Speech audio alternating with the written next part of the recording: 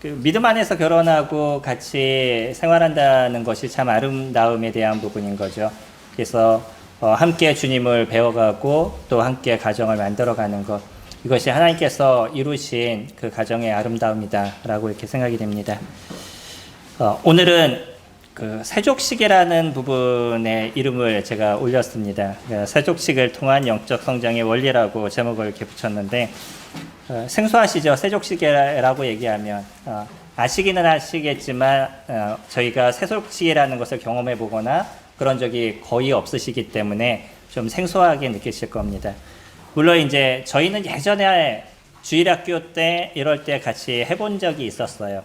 그래서 아이들에게 경험을 시켜주는 시간들을 가져본 적이 있었었는데, 세족식이라고 얘기할 때 저희는 행하지 않는 부분이지만 지금의 기독교 안에서는 간혹 이제 세족식을 하기도 하고요. 카톨릭에서는 세족식을 귀하게 보고 있죠. 성찬과 같이 그들은 귀하게 여기고 있어서 그들이 귀하게 여기는 이유들도 분명히 성경적인 근거를 갖고 있습니다.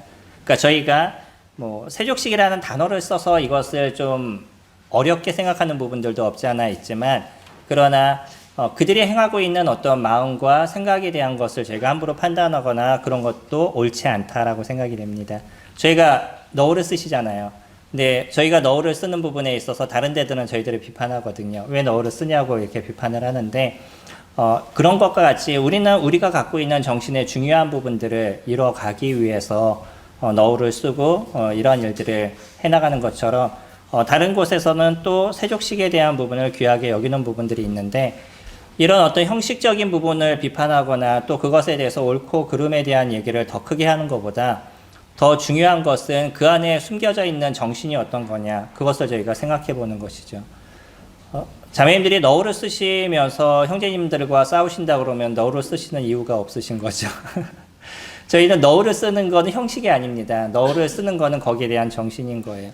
그래서 교회 안에서 질서를 지키겠다는 기본적인 마음의 중심을 갖고 있는 게 너울이신 거죠. 만약에 그런 어떤 정신이 없어진 그냥 너울을 쓰고 계신다 그러면 이건 아무런 의미가 없으신 거죠. 마찬가지로 세족식에 대한 부분도 사람들이 발을 씻기는 어떤 행위, 여기에 대해서만 관심을 갖고 있다 그러면 그것은 분명히 문제가 있을 겁니다. 그러나 그 안에 왜 예수님께서 우리에게 이와 같은 것을 이루게 하셨는지를 저희가 조금 더 고민한다 그러면, 저희도 예수님이 하셨던 이 일들의 의미들, 그것을 깊게 생각할 수 있는 부분들이 되어질 거라 생각이 됩니다. 나중에 기회가 되시면 손님들도 한번 경험해 보셔도 좋은 부분이 되실 것 같습니다. 우리의 어떤 말씀의 마지막을 기억하시기 바랍니다. 너희가 이것을 알고 행하면 복이 있으리라. 주님께서 이와 같은 그 세족식을 이야기하시면서, 가칭 세족식이죠. 제자들의 발을 씻기는 모습을 가지시면서 너희들도 이와 같이 행하면 복이 있다라고 얘기하셨습니다. 여기서 얘기하신 복이라고 얘기하는 부분은 그들이 어떤 행위에 대한 것이 아닌 거죠. 그것이 실질적으로 어떠한 삶이 드러나고 있느냐. 그러니까 그냥 다른 사람의 발을 씻기는 그것이 아니라 그 일을 행하신 중심이 무엇이냐라는 것을 얘기하시는 거죠. 그래서 그와 같은 일들을 이뤄갔었을 때 우리에게 하나님께서 주시는 은혜가 있다라고 얘기를 합니다. 오늘의 이 주님께서 발을 씻기시는 모습은 저희가 조금 더 고민해야 될 부분이 이와 같은 거예요. 1절에서 보시면, 유월절 전에 예수께서 자기가 세상을 떠나 아버지께로 돌아가실 때가 이른 줄 아시고 세상에 있는 자기 사람들을 사랑하시되 끝까지 사랑하시니라. 마귀가 벌써 시몬의 아들 가룟 유다의 마음에 예수를 팔려는 생각을 넣었더라.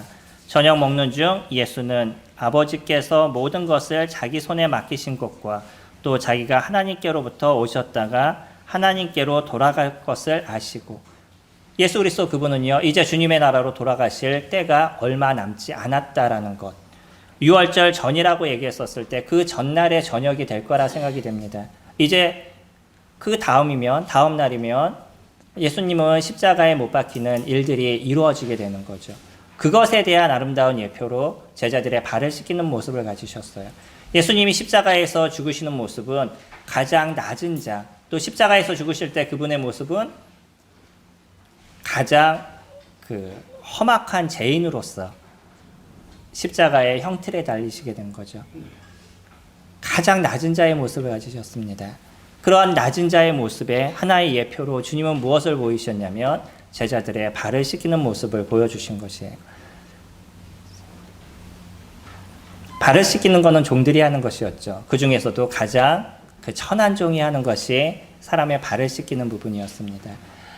이런 가장 천한 자의 모습을 예수 그리스도 그분이 직접 보여주심을 통해서 그가 이제 어떻게 십자가에 나가시고 왜 내가 그와 같은 일들을 이루어 가실 건지에 대한 하나의 예표의 모습을 보여주신 거죠. 제자들의 발을 씻기신 것은 그와 같은 것입니다. 우리가 가장 중심적으로 생각해야 될 것은 주님이 가장 낮은 자의 모습을 저희들에게 보여주셨다는 거예요.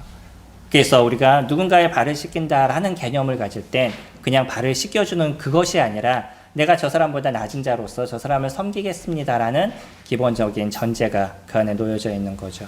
근데 주님이 그 전날에 이와 같은 행동을 하셨다는 것을 저희들이 기억해야 되는 겁니다. 그것은 그만큼 중요하다는 거예요. 주님이 주님의 나라에 가시기 이전에 제자들이 이 땅을 살아가는 삶에서 어떻게 살아가야 될지, 그들이 살아가는 삶에서 바르게 살아갈 수 있는, 주님의 은혜 속에서 살아갈 수 있는 부분이 무엇인지를 그들에게 보여주신 겁니다. 여기에서 두 가지 부분들을 저에게 크게 이야기를 해주시고 계시는데, 베드로는요 조금 다혈질적인 사람이잖아요. 우리가 여태까지 살펴보는 것처럼 베드로는 다른 사람과 조금 다르다라는 것을 저희가 알 수 있습니다. 다른 사람들은 그렇게 큰 관심이 없는 것 같아요. 어떤 면에서는 질문이 있지만 질문을 하지 않는 거죠. 저희 성도님들도 그러지 않나요? 무엇인가 이렇게 질문을 하시고 싶은 게 있는데 질문을 못 하시는 게 있죠. 내가 꼭 이건 좀 물어봤으면 좋겠는데 잘 안 되는 경우가 있잖아요. 근데 어떤 분은 질문을 잘 하시죠. 그럼 그런 사람을 좀 부러워할 때도 있지만 그 사람은 그냥 내가 필요하면 그냥 얘기하는 거예요. 근데 베드로가 그와 같은 모습을 갖고 있죠. 다른 사람들은요, 뭔가 조금 이상히 또 말을 하지 않는데 베드로는 꼭 그와 같은 이야기를 합니다. 그리고 그것에 대해서 질문을 해요. 예수님이 물을 떠다 놓고요, 제자들의 발을 하나씩 하나씩 씻기셨어요. 순간 제자들의 마음이 어땠을까요? 그들도 이게 무슨 행동인가? 이게 주님이 도대체 뭘 하시는 건가라는 우리말로 얘기하면 벙찐, 뭔가 어떻게 행동해야 될지 모를 그런 어떤 상황이 그들에게 되어진 거죠. 그래서 주님이 자기의 발을 씻기는 모습을 보면서 말도 못하고 그냥 가만히 있는 이런 상황이 되어졌습니다. 근데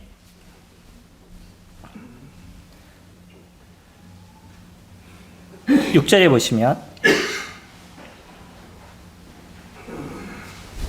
4절부터 보시면 저녁 잡수시던 자리에서 일어나 겉옷을 벗고 수건을 가져다가 허리에 두르시고 이에 대야에 물을 떠서 제자들의 발을 씻기시고 그 두르신 수건으로 닦기를 시작하여 시몬 베드로에게 이르시니 베드로가 이르되 주여 주께서 내 발을 씻으시나이까. 이제 베드로는 거기서 한마디를 하죠. 주님 왜 제 발을 씻으시는 거예요? 라고 베드로는 질문을 하게 됩니다. 다른 사람들은 그거에 대한 얘기도 하지 못하는 그러한 상황이 되어져 버린 거예요. 이 상황이 어떤 건지 한번 기억해 보시기 바랍니다. 나의 주인이신 그분이요, 종이 하는 그런 행동을 지금 보여주고 계시는데 거기에 대해서 말도 못하는 그런 상황이 되어져 있는 이런 모습인 거예요. 그때 베드로가 했던 얘기가 7절에 예수께서 대답하여 이르시되 내가 하는 것을 내가 지금은 알지 못하나 이후에는 알리라 라고 얘기하죠. 지금의 행동에 대해서 제자들은 정확하게 이해를 하지 못하는 상황이었었어요. 그러나 예수께서 십자가에서 죽으시고 나중에 부활하시고 났었을 때 그때 왜 예수님이 그들의 발을 씻기셨는지에 대해서 이들은 정확하게 기억할 수 있었다는 거죠.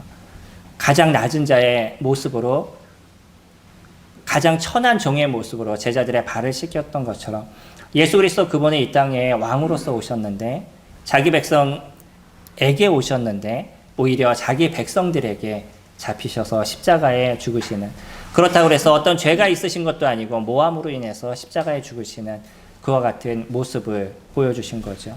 십자가라는 형틀은요 사형틀입니다. 그거는 아무나 죽이는 것이 아니에요. 가장 극악무도한 죄인들, 이런 사람들을 잡아서 죽였던 것이 십자가의 형틀이었습니다. 예수 그리스도는 그곳에서 죽음을 당하신 거예요. 가장 낮은 자의 모습으로서. 그래서 예수님이 십자가에 죽으시고 다시 부활하시게 됐었을 때 그때야 비로소 이 제자들은 왜 예수님이 우리들의 발을 씻기셨는지에 대한 이유를 정확하게 알게 되었던 거죠. 베드로는요, 이제 또 이렇게 얘기합니다. 베드로가 8절에 베드로가 이르되 내 발을 절대로 씻지 못하시리이다. 예수께서 대답하시되 내가 너를 씻어주지 아니하면 내가 나와 상관이 없느니라. 시몬 베드로가 이르되 주여 내 발뿐 아니라 손과 머리도 씻어주옵소서. 예수께서 이르시되 이미 목욕한 자는 발밖에 씻을 필요가 없느니라. 온몸이 깨끗하니라. 너희가 깨끗하나 다는 아니니라 하시니 이는 자기를 팔 자가 누구인지 아심이라. 그러므로 다는 깨끗하지 아니하다 하시니라.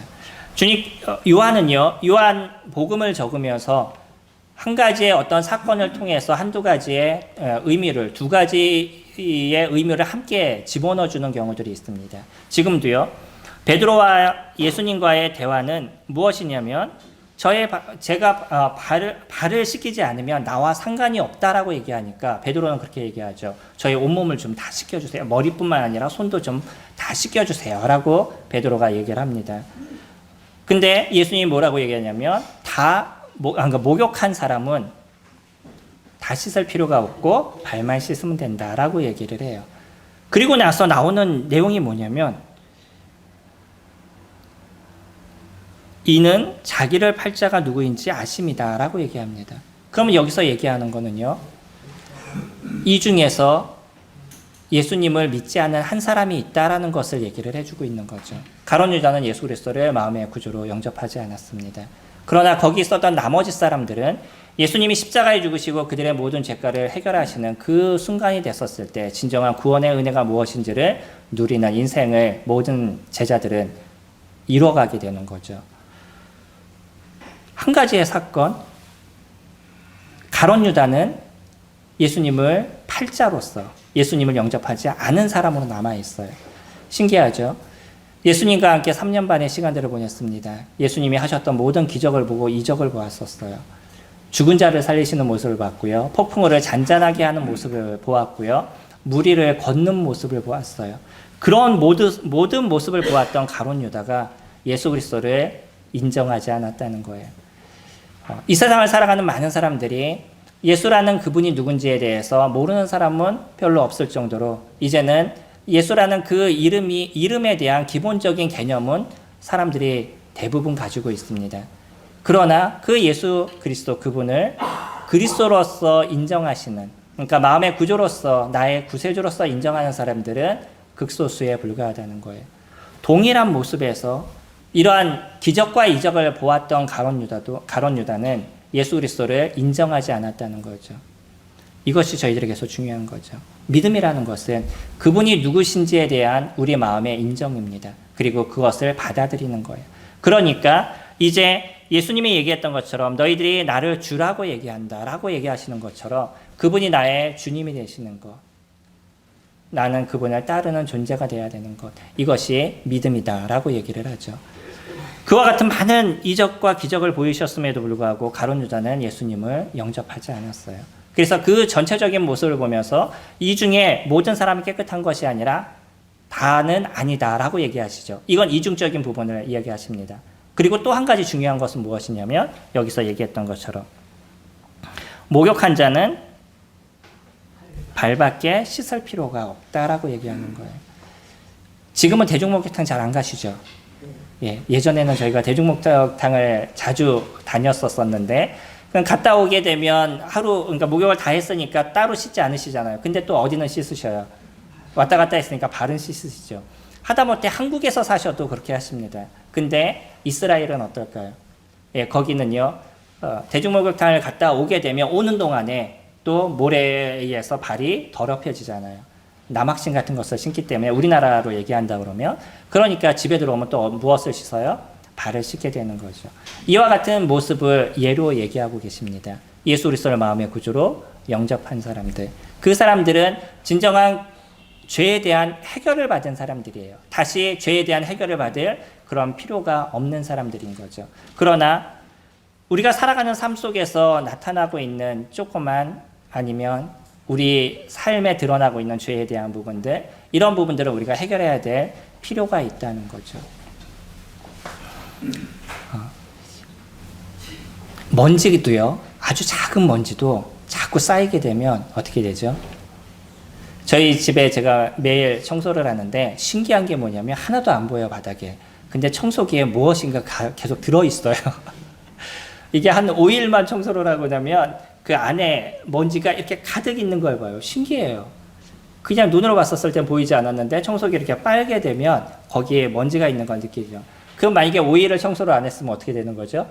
그게 이제 바닥에 계속 있었다는 거죠. 이게 더 오래되면 그냥 이제 지저분한 게 보이는, 때로 보이는 모습이 나타나는 것처럼 우리들의 인생의 모습에서도요, 우리들의 그 삶의 죄가 하나둘씩 이렇게 붙기 시작하면 나중에 그것이 딱딱해지고 죄를 죄로 인정하지 않는 모습들이 되어져 갈 수 있다는 거예요.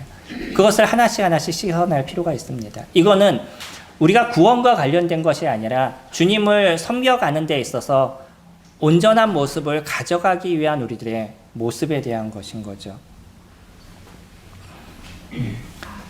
그래서 그리스도인들도 무엇하는 삶이 필요하죠?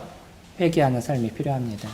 우리 오늘 하루의 삶을 살았었을 때 그 안에 일어나고 있는 잘못된 것들, 또 죄와 관련된 것들, 그것을 주님 앞에 내려놓고 기도할 수 있는, 만약에 이와 같은 삶이 우리에게 이루어지지 않으면 나는 죄가 죄로 인식되지 않는 그런 모습들이 되어져 갈 거예요.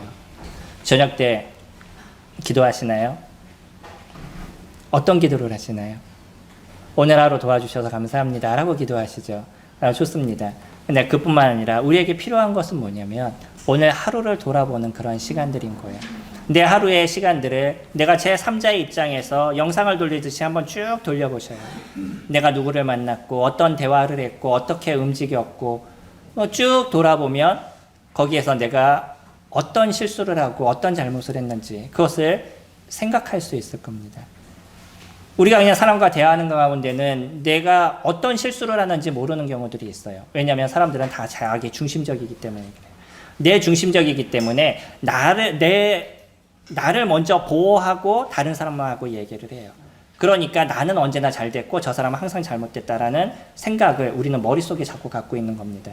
근데 이런 모습을 바르게 보기 위해선 우리는 좀 객관적으로 같이 보는 거야. 나의 모습과 상대방의 모습을 보면서 내가 했던 대화를 통해서 상대방이 들었으면 상대방의 마음은 어떤 감정일까라는 것을 생각해 보는 거죠.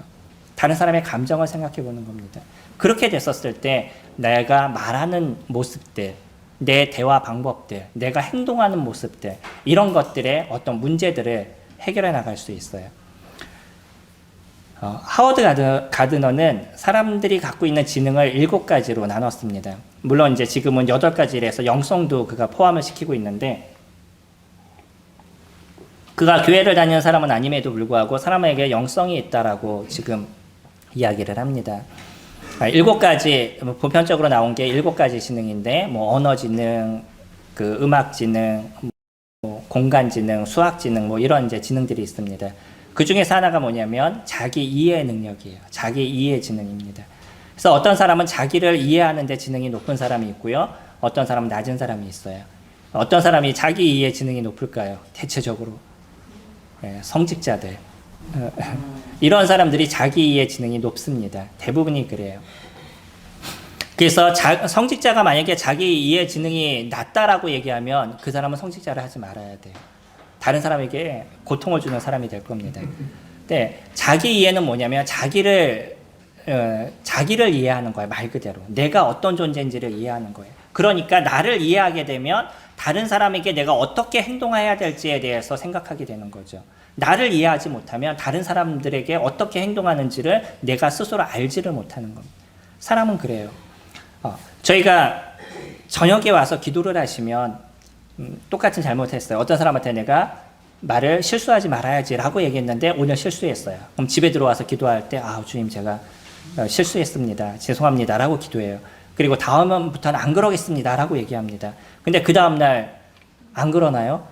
또 그래요. 그러면 돌아와서 주님 죄송합니다. 제가 오늘까지만 제가 봐주시면 다음부터 제가 안 그러겠습니다라고 기도를 해요. 그 다음날 가면요. 또 하죠. 그러고 나면 그 다음부터는요. 자기 합리화를 시켜요. 사람들이. 이게 자꾸 힘들어지니까 나를 보호하기 위해서 주님 이거는요 저 사람이 잘못해서 내가 별 수 없이 일했던 거예요 라고 합리화를 시켜요. 이게 점점 진행이 되면서 어떻게 되냐면 나는 항상 잘했고 저 사람 잘못됐다라는 전제를 자꾸 갖게 되는 거예요. 이것이 인간이 갖고 있는 자기 중심적인 모습인 거죠. 그래서요 저희들은 내가 실수할 수 있는 존재임을 언제나 인정하고요. 언제나 잘못된 것에 대해서 주님 앞에 나와서 기도할 수 있는 열린 심령이 필요한 거예요. 그것으로 인해서 나를 비하할 필요가 없어요. 왜 주님 저는 이러죠? 왜 저는 계속 이런 실수를 하죠? 남들은 그러지 않는데 왜 나는 이러죠? 라고 자기를 비하할 필요가 없는 거고요. 내가 그럴 수밖에 없는 존재임을 나는 인정할 필요가 있는 거예요. 그리고 나서요. 계속 그 문제를 갖고 주님 앞에 나아가는 겁니다.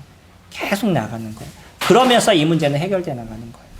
보통 자갈을 얘기할 때 그런 얘기를 하잖아요. 돌멩이가 시냇물을 계속 그 시냇물 속에서 이렇게 굴러다니는 거잖아요. 그래서 계속 구르면서 이 돌과 저 돌과 부딪히고 그러면서 계속 구르다 보면 나중에는 바다로 나갔었을 때 반짝반짝 빛나는 자갈이 되어져 있다라고 얘기를 하죠. 울퉁불퉁한 돌멩이였는데 이게 구르면서 자꾸 깎이는 거예요. 모난 부분이 자꾸 깎여서 나중에는 그 예쁜 조약돌이 되는 것처럼 우리들의 인생도요. 우리가 갖고 있는 이 잘못된 모습들, 우리 죄된 모습들을 계속 부딪히고 아파하고 힘들어하면서 변해가는 겁니다. 내가 내 삶에 아픔이 없이 그것은 변하지 않아요. 우린 분명한 아픔을 느낍니다. 왜 크리스찬들이 이렇게 힘들어야 돼요? 크리스찬들이 왜 이렇게 아파야 돼요? 라고 얘기하시는데 그건 당연한 거예요. 나의 잘못된 부분이 변하는데 그냥 변하겠어요? 수술을 하시는데 안 아프고 수술을 하시겠어요? 아파야죠. 그 아픔의 시간들을 통과하면서 내가 온전한 모습이 되어져 가는 것처럼 영적인 삶도 동일한 겁니다. 그 아픔의 시간들이 통과가 되는 거예요. 그러면서 나의 모습이 조금 더 아름다움의 모습으로 바뀌어가는 거죠. 이게 내 안에 묻었던 그 먼지를 하나씩 제거해 나가는 거예요. 이런 일들은 어떻게 하실 때 가능하시겠어요?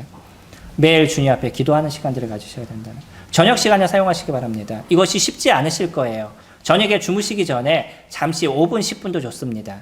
그 짧은 시간 동안 잠깐 앉으셔서 하루의 일과를 파노라마처럼 한번 쫙 돌려보시고 내가 했던 그 모습에서 감사했던 것을 주님 앞에 기도드리고요. 주님 이런 어떤 도움을 주신 것, 나와 함께 하신 것에 대해서 제가 감사합니다라고 감사의 기도를 드리시고요. 잘못된 모습이 있으면 주님 제가 이런 부분들을 고쳐나가도록 하겠습니다. 주님 도와주세요 라고 기도하시는 거예요.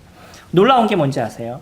믿지 않는 사람들은 자기 의지로 이런 일들을 해야 되기 때문에 이것이 불가능한 거예요. 힘들고 어려운 거예요. 그러니까 포기하려고 그러고요. 그러니까 자기 합리화를 자꾸 시키려고 그러고 다른 사람에게 문제가 있다라고 자꾸 이야기하는 거예요. 그래야지 내 마음이 편한 거니까. 그러나 그리스도인들은 우리 안에 누가 계셔요? 성령이 계십니다. 그 성령 하나님께서 우리를 도우시겠다라고 얘기하셨어요. 함께 하시겠다라고 얘기하셨어요. 우리의 부족한 것들 그분이 바꿔가시겠다라고 얘기하신다는 거예요. 근데 누가 안 하는 거예요? 내가 안 하는 겁니다. 내가 하면요 주님께서 도와주시겠다는 거예요. 성도님들에게 능력이 있어서 그것이 가능하다라고 얘기하시는 것이 아니라 성령 하나님께서 능력이 있으시기 때문에 그것을 이루어 주시겠다라고 얘기하시는 거예요. 그것이 주님의 말씀이신 거죠. 제자들은요 이제 하룻밤이 지나고 나면 예수님은 주님의 나라로 가셔야 됐었어요. 그리고 나면 이젠 이들은요 각자 도생을 해야 되는, 각자 살아야 되는 모습이 되었던 거죠. 그러나 주님께서 누구를 보내주신다고 말씀하셨냐면 성령 하나님을 보내주시겠다라고 얘기하셨죠. 사도행전 2장에서 성령께서 임하시는 모습을 저희가 보고 있습니다. 그 이유로는요 믿는 크리스찬 안에 성령께서 함께 하시는 거예요. 그래서 그 성령께서 친히 제자들을 도우시니까 예수님이 함께 있었던 그 상황에서도 예수님을 부인하고 도망갔던 이런 제자들이 예수님이 주님의 나라로 가시고 났는데 오히려 목숨을 내놓고 예수 그리스도 그분을 전하는 그런 자로 변하게 되는 거죠. 누가 도우셨어요? 성령 하나님께서 도우셨습니다. 우리들의 삶에서도 그런 것이에요. 성령께서 저희들을 도우십니다. 그분께서 함께 하십니다. 우리가 그분을 의지할 수 있고 그분을 붙잡을 수 있는 부분들이 되었을 때 그래서 매일의 삶에서 주님 앞에 기도하고 그 변함을 위해서 끊임없이 노력하는 모습들이 되어져 갔었을 때 하나님께서 저희들의 성품을 변화시키고 우리들의 기질을 변화시키는 그런 일들을 만들어 가십니다. 언제나 말씀드리지만 기질은요, 원래 하나님께서 만드신 기질은 변하지 않는 거예요. 근데 내가 지금 형성된 기질은 잘못된 기질입니다. 성도님들이 지금 갖고 있는 기질은 원래 하나님께서 만드신 기질에 살아오면서 여러 가지 죄성이 붙어서 잘못된 기질로 되어져 간 거예요. 베드로가 갖고 있었던 다혈질적인 것은요, 그가 예수님을 알지 못했었을 때 그 다혈질적이고 화를 내고 짜증을 내고 이런 모습으로 그가 나타났지만 예수 그리스도 안에 그가 있게 됐었을 때 그 다혈질적인 부분이 열정을 내고 주님의 복음을 전하는 것으로 변한 거죠. 이거는 원래 그에게 주어진 아름다운 기질을 주님께서 쓰시는 거예요. 저희들이 갖고 있는 기질은 변하지 않습니다. 분명한 거는요. 그러나 내가 지금 갖고 있는 기질은 원래 주님이 만드신 기질이 아니라는 거예요. 그건 바꾸셔야 되는 거예요. 주님이 만드신 아름다움의 기질로 바꾸셔야 되는 것이고, 그래서 그것을 바꿔가는데 성령님의 도우심을 저희들이 받게 되는 거죠. 제자들은 그런 시간들이 필요했던 거예요. 그리고 나서 주님이 없는 그 시간 속에서 자기를 계속 변화시키는 그런 작업들을 끊임없이 가져가게 됐던 거죠. 많은 사람들이요, 사도행전 2장에 성령 하나님께서 임하시고 나서 그때 제자들이 열정적으로 주님을 섬기고 아름다움의 모습을 갖고 있었기 때문에 우리도 성령이 함께 하시면 그 다음부터는 죄를 짓지 않고 열정적으로 무엇인가를 할 수 있는 존재로 변할 거라고 생각해요. 그래서 매일 교회 가서 성령이여 임하소서, 나에게 성령 충만을 주소서라고 기도하는 많은 사람들이 있습니다. 가능하실까요? 아니에요. 주님은 저희들이 스스로 변하기를 원하시고요. 우리가 변하려고 노력하는 모습 속에서 하나님께서 바꿔가신다는 거예요. 제자들이 한꺼번에 바뀌었나요? 그들의 정신이 바뀐 거죠. 그들의 기질은 여전히 그들 스스로도 변화시켜가는 시간들을 가졌어요. 베드로도요, 예전에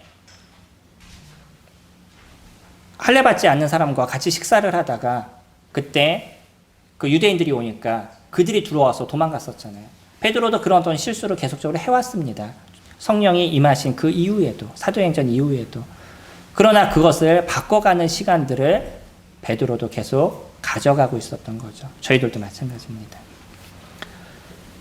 주님께서 발을 씻기신 거는요, 우리의 영적인 삶에서 무엇이 중요한가를 저희들에게 보여주시는 거예요. 그리고 또 한 가지, 12절 보시면 그들의 발을 씻기신 후에 옷을 입으시고 다시 앉아 그들에게 이르시되 내가 너희에게 행한 것을 너희가 아느냐? 너희가 나를 선생이라 또는 주라 하니 너희 말이 옳다. 내가 그러하다. 어떤 전제를 깔아놓으시죠. 너희가 나를 주라고 부르느냐? 그래, 맞다. 내가 너희들의 주가 되고 내가 너희들의 선생이 된다. 그러니까 14절 내가 주와 또는 선생이 되어 너희에게 너희 발을 씻었으니 너희도 서로 발을 씻어주는 것이 옳다라고 얘기하죠. 주님이 하셨어요. 우리들의 선생님이 하셨습니다. 그러면 그 제자들은 그것을 따라가는 것이 당연해요, 아니에요? 당연한 거죠.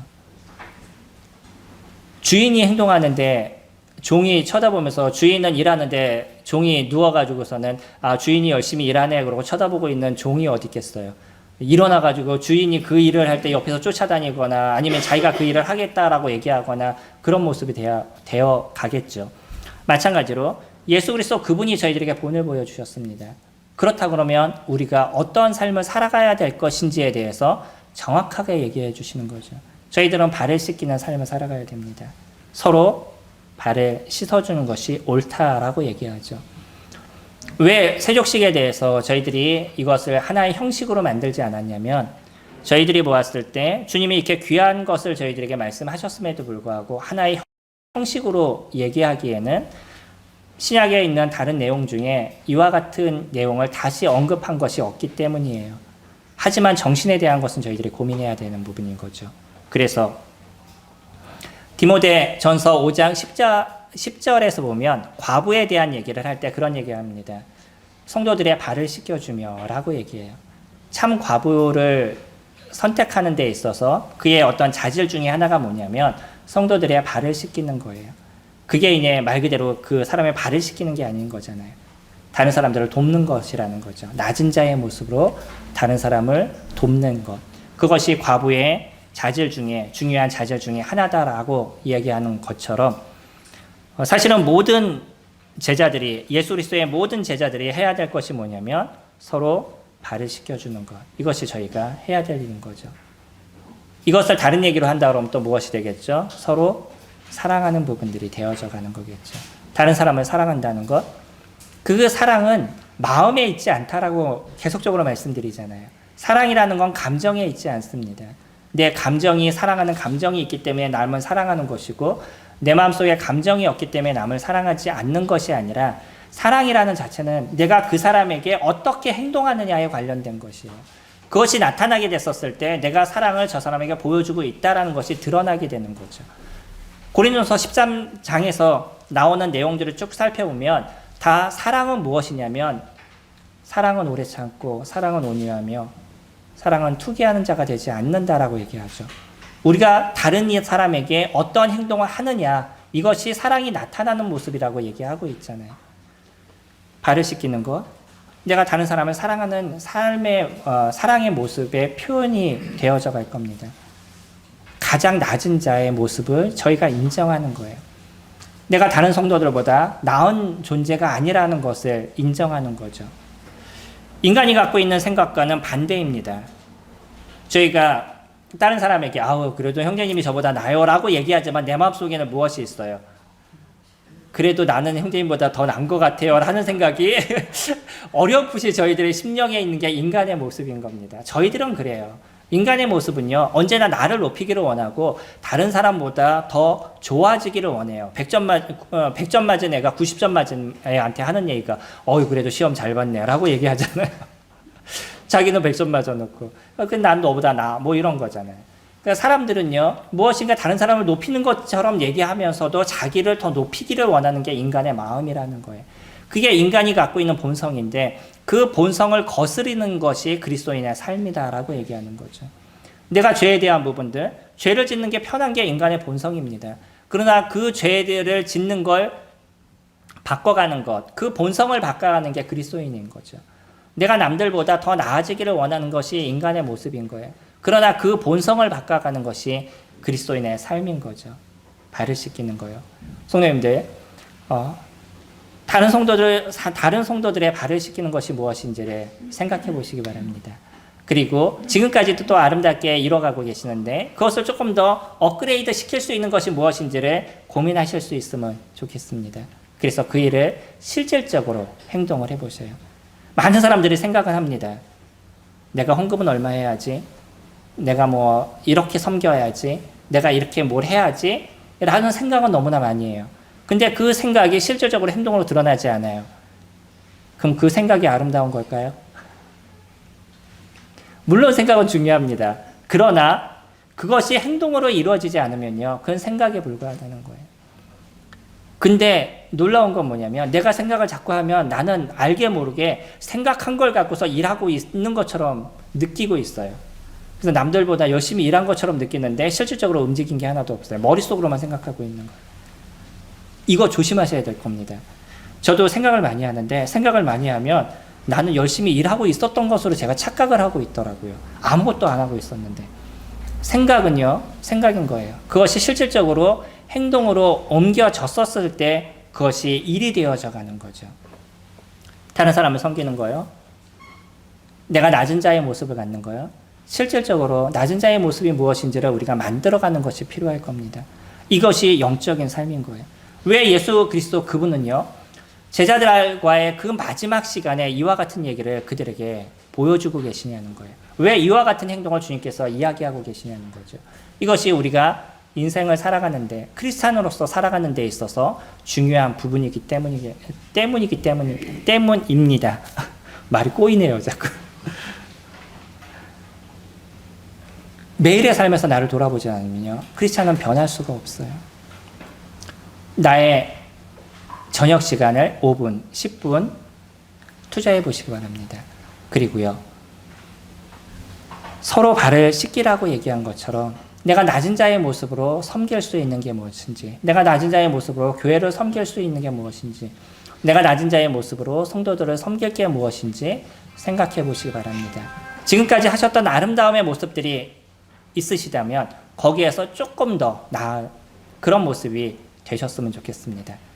저희는요, 내가 지금 5발을 걷고 있는데 10발을 걸어라. 그런 말씀을 드리지 않아요. 그거는 불가능해요. 내가 5발을 걷고 있다면 한 발만 더 걸으세요. 내가 5가지 일을 하고 있다면 한 가지만 더 하세요. 그래서 6가지가 되면 난 뭔가 좀 변함의 모습들이 만들어져 간 거죠. 그렇게 하나씩 변해가게 될 때 내가 어느 순간이 되면 주님이 하신 말씀이 나를 지배하는 그런 인생의 모습들을 가져가게 될 겁니다.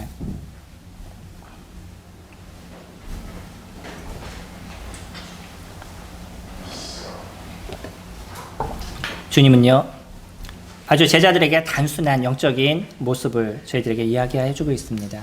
하지만 이 중요한 2가지의 모습이 우리에게 결코 단순하지 않다는 거예요.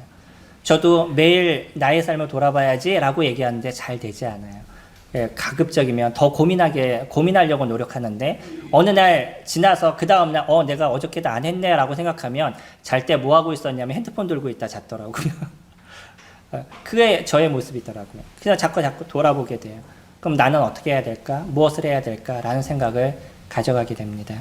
오늘 주님은 세족식을 통해서 제자들의 발을 씻기는, 세족식이라는 표현을 제가 자꾸 쓰는데 제자들의 발을 씻기는 모습을 통해서 저희들에게 귀한 영적인 교훈을 던져주고 계십니다.